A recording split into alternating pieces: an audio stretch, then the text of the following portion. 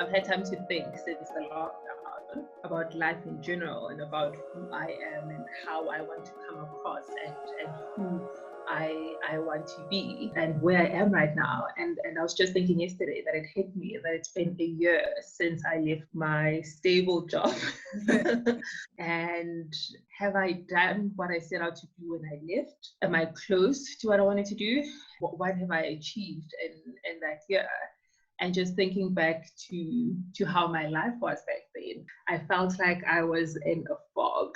I wasn't present. I would hang out with friends and I would be with my family and I would be with my son who was about 8, 9 months old at the time. I wasn't there. I have very little memory of what went on back then, to be honest with you. If it weren't for pictures, I would have absolutely no memory of it. So what I'm saying basically is, on paper, what the world deems as success, have I achieved it in the last year? And the answer is no. But in terms of who I am, in terms of being present with my family, with my friends, with things that I do, that's improved 100-fold. This has all been in the last year. So you didn't really need COVID. But I did need COVID because 12 months later, I kind of forgot the lesson that I'd learned over the last year. I did need that something to say, sit down, look at your life. You are not doing as badly as you think you are. Because we're so hard on ourselves most of the time. We are like the harshest critics we have, and we hardly cut ourselves a break. We don't cut each other. We don't cut ourselves slack. If I don't achieve what I say to achieve in whatever period of time, I beat myself up so much. If I fail at something, like nobody can punish me like I can. Trust me, I know all about that. So are you finding that you're a lot more compassionate? I am. I'm a lot more compassionate, more loving, more forgiving. I'm a lot more laid back, which isn't really who I am. Maybe it is. And I think that's what remains to be seen. If we put you under different conditions in a different environment, you lose your compassion, you lose your love and your kindness and ability to forgive. But when we put you in a more natural, easy environment where there's no pressure to be anything other than who you are, that's who comes out, you, the loving, compassionate being.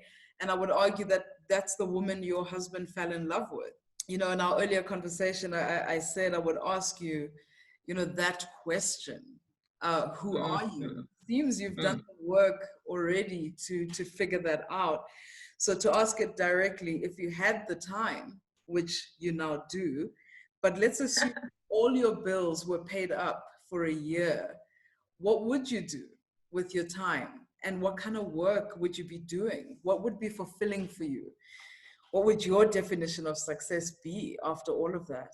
Working with kids, with least disadvantaged kids. That is something that I've been wanting to do. That I truly think it's my purpose in life. I sometimes beat myself up for not doing it right now.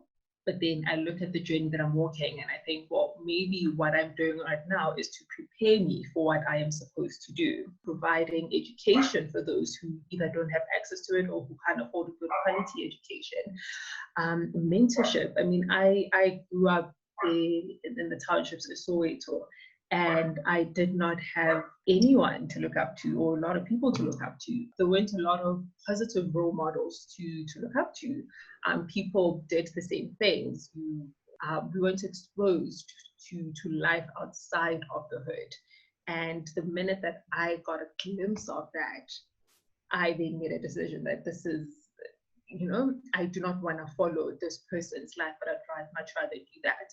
So I would like to provide that to kids who don't have. What does it look like in its finished form? What it looks like in my mind right now is providing a safe space for children to go to after school, between the time when they leave school and when they have to go back home. So you're looking at like an aftercare facility? Something like an aftercare facility where they can get fed, where there are books, where they can be tutored, where they can be mentored, meet people who grew up, who were born in the same circumstances as they were, and what they've done in order for them to succeed. Well, let me challenge you then. What stops you from doing it immediately? What's standing in your way? Is it resources? Is it time? Is it you? What do you think is standing in your way? But the honest answer is me. It doesn't get more honest than that. Let's compose very quickly. Run an aftercare facility. Let's think location. Where would you do it? Preferably where I come from. Right. And then what would you need? A building? In my mind, repurpose container structures. Okay. And then once you have the structure, what's inside the structure? What do you see? The way that I see it is we've got a whole wall of books, tables, chairs, kids sitting around, some sitting on their own reading books, some sitting in a group doing something, working on something. On the other side or in another container, that would be where the meals are prepared. So a group of men, women preparing food lovingly for these kids. I see people who come through either once a month, once a week, sorry, or bi-weekly, coming to talk to these kids, just tell them their story, you know, that this is who I am, this is where I come from, this is what I'm doing, this is how I got here.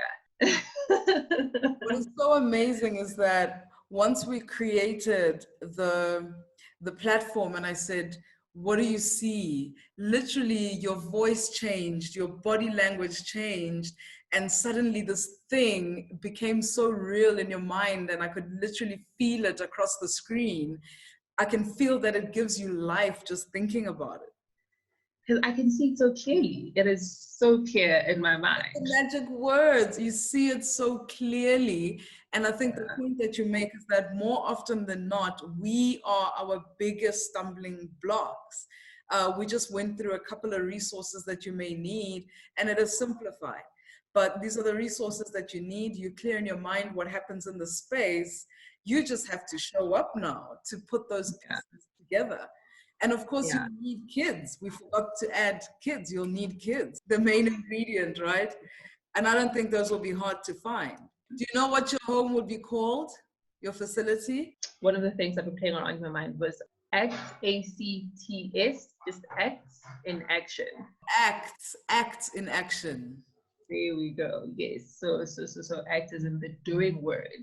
If we don't just say we'll do this, but then we show up and we do what it is that we say we're going to do. Well, aren't we just sitting here waiting for Blanche to act? So, I mean, you have a career right now as a marketing professional. Of course, these are the things that keep the bills paid. Can you see the two running alongside each other initially? I have not. I've spoken to a few people about the idea. I have not put it into action. So the second challenge would be, so when the gates open and we are free, at this point, nobody really knows what that looks like, right? Life after COVID. We have no idea what that looks like. What I'm excited about is that you at least have something in your hands that you can say, this is how I want to show up in the world. Yes. Different to how you showed up before. And so because you have that, after COVID, are you going to do it? I have to. What makes you say have to do it? It goes back to what I said earlier about living in the moment. I've shown up in my life in terms of my family life, in terms of the close relationships that I have. It's time that I showed up in my purpose as well.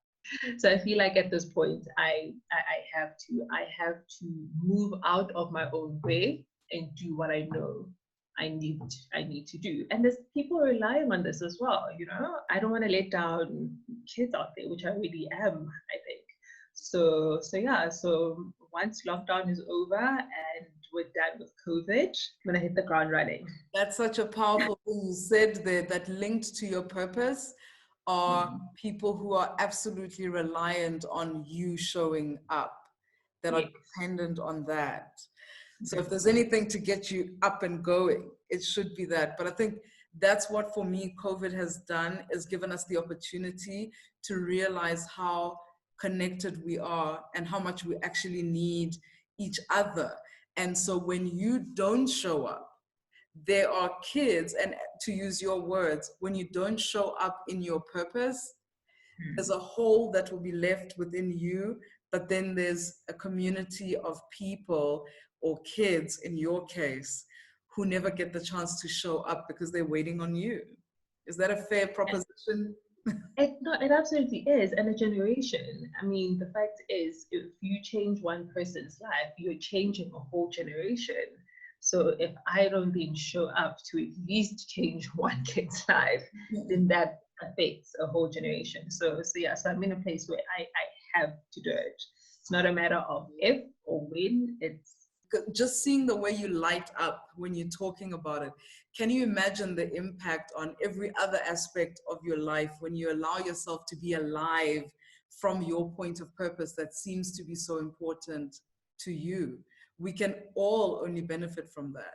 Thank you, Blanche. That conversation was so honest, and so needed. And I suppose that's why we call them big, small conversations, because within the context of the individual, it's a big deal what you are going through and what you're processing.